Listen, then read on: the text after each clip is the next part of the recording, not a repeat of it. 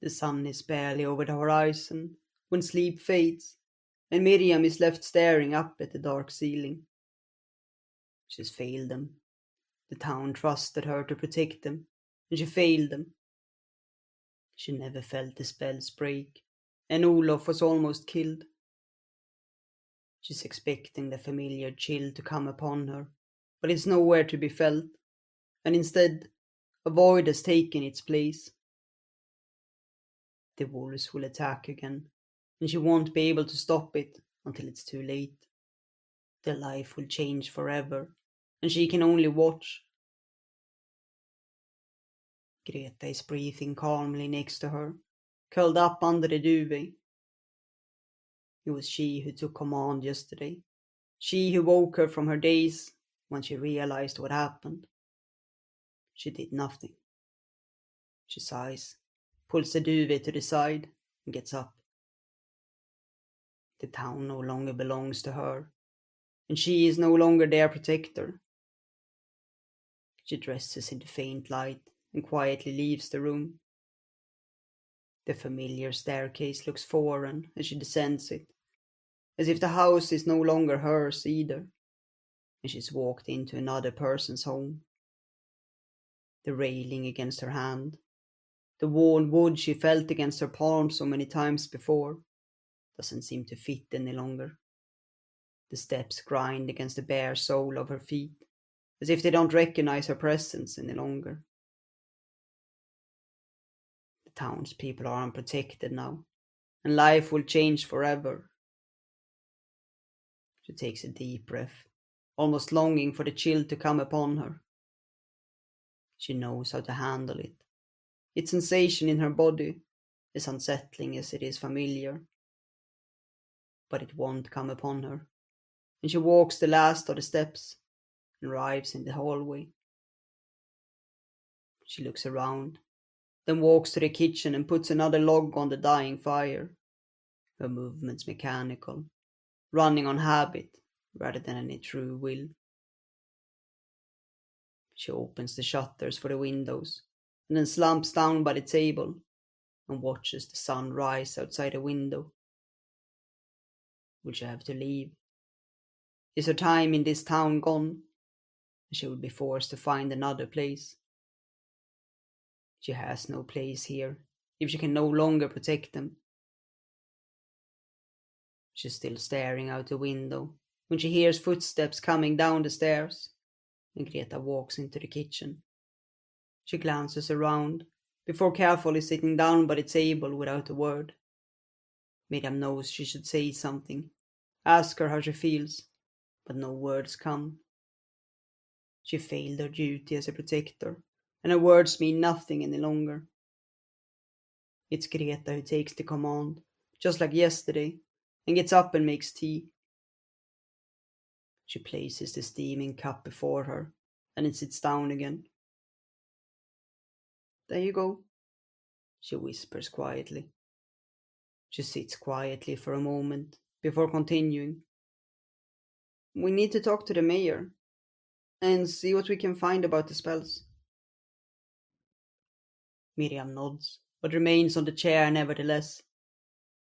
In the end, Greta gets up, takes her hand, and pulls her up. Miriam is not acting on her own any longer, simply does as she's been told, and she stands up and walks with her out of the kitchen and into the hallway. She follows Greta out onto the quiet street. It should be bustling by now, with people walking to and fro, preparing for the day, but the street is empty. Is this how the town will be now? Nothing more than a shadow of what it once was. They walk quietly towards the meadow, Greta's hand still in hers, and they halt as the forest begins. The autumn is almost over, and the winter will soon take its grip on the land. Miriam drops Greta's hand, then kneels down and reaches out for the spells. She stops. The spells. She reaches out again, believing she must have mistaken. But no. The spells are still there. They are not broken. How could the wolves have entered without them breaking? She looks up at Greta, who is looking at her expectantly. The spells are still there, Miriam says, bewildered.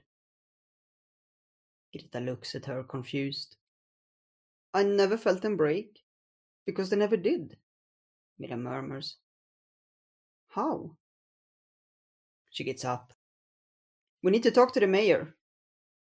She turns and hurries over the meadow, suddenly longing to talk to him.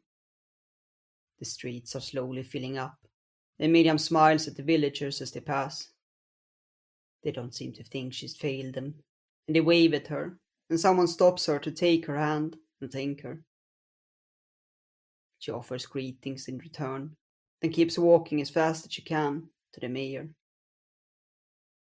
They knock on the door as they arrive, and Ingrid opens, giving them both a hug, and then ushers them inside. The walk through the hallway seems to take forever, but she finally leads them to the mayor's office. He's sitting by his table, and Miriam quickly hurries over and takes the usual place by the desk. Greta stands next to her, and he reaches out, puts a hand on theirs, and says, How are you feeling, my loves? I talked to Olof this morning. He's okay. You saved him, he adds to Miriam. She nods and says, The spells were never broken. He looks at her, confused. What do you mean? They are still intact. I don't know how the wolves could have gone through them if they didn't break them. Greta takes a step forward. Who would know about this? No one, the mayor says. Nothing has been passed down. We only know about the legend.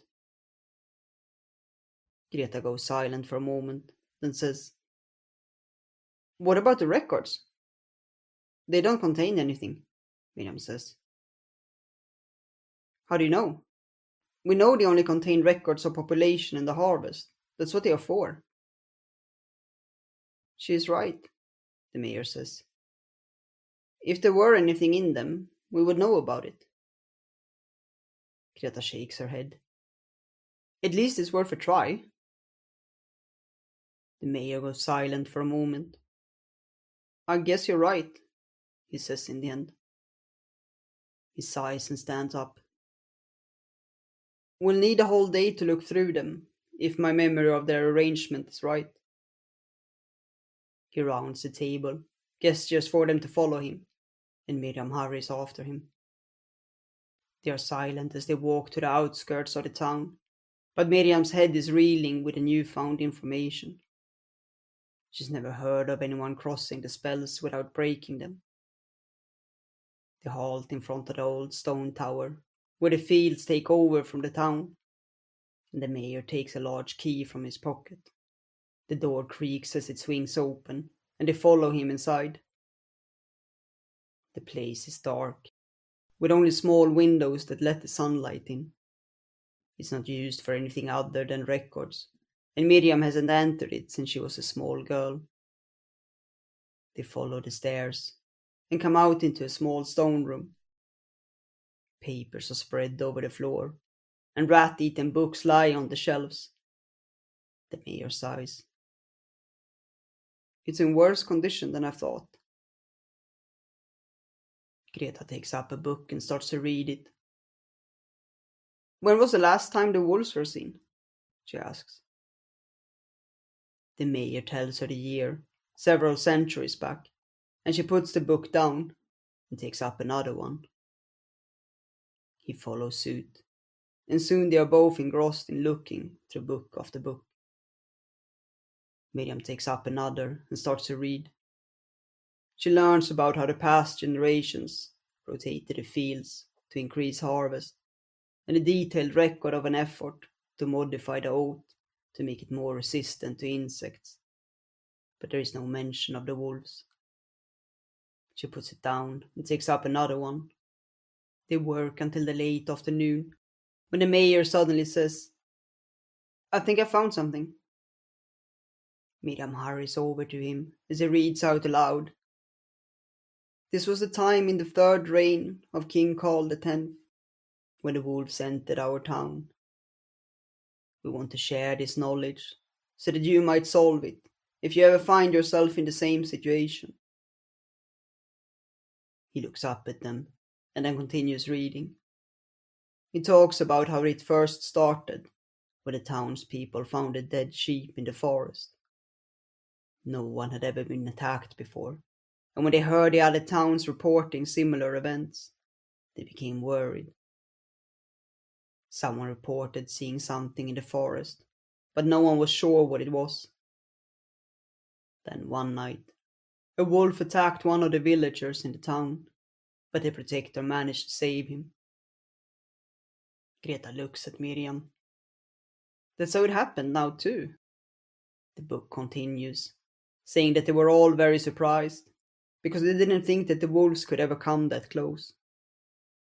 At first, everyone was in shock and lived in fear.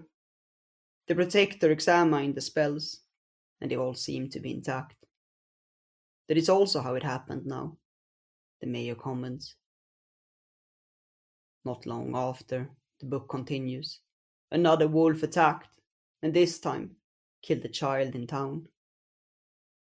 That's when they heard similar reports from the other towns. In all instances, no protector knew about it until it was too late. None of them got a warning, because the spells were never broken. Still, they couldn't understand it. The protectors from the different towns talked and tried different spells, but every time they thought they had found it, another attack happened. The mayor continues. People began to live in fear, and the harvests almost went to waste because we didn't dare to go out. Soon, we received reports from the other parts of the country where it had happened. Almost everywhere they were affected, and those who were not began to live in fear that it would come to them too. It continued for over a year, and attacks could never be predicted. But sometimes it took a month between them, and at other times it was every week. The mayor turns the last page and closes the book. They must have continued in another volume. Greta picks up another book, but the mayor says, "We need to go back. It's not safe where the sun has set." Miriam casts one glance at the room as they descend. So it has happened before, similar to this time. Now they just need to find the other book, hoping it hasn't been eaten by rats.